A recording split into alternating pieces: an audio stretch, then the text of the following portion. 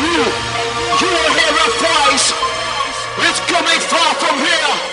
It's loud and stated, full of power. It's interesting how few questions we actually ask about very everyday things, like when we go into a bank and we ask for a loan of, say, $50,000, £50,000, what actually happens? You see, most people live their lives based on a kind of vague image of what happens.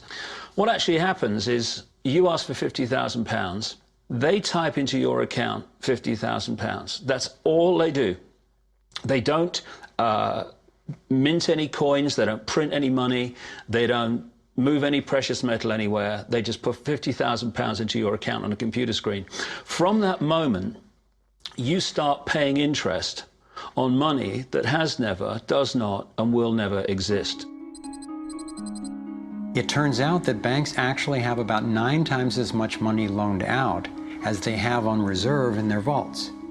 This is possible because of what's referred to as fractional reserve lending. The way it works is that the Federal Reserve, or the central bank in any country, is legally allowed to determine the amount a bank must have on reserve. In the US, it's currently around 10%.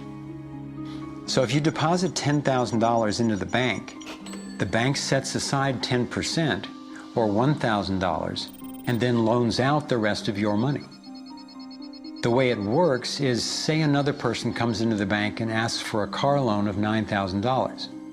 At this moment, the bank loans out the $9,000 from your original deposit. It isn't there anymore. The borrower then pays the person selling the car, and they go deposit the money into another bank, which is part of the same central banking system. This $9,000 is treated as a new deposit, and the process continues. The money gets redeposited and reloaned until the initial deposit of $10,000 becomes $100,000. The banking system just created $90,000 by loaning out your money.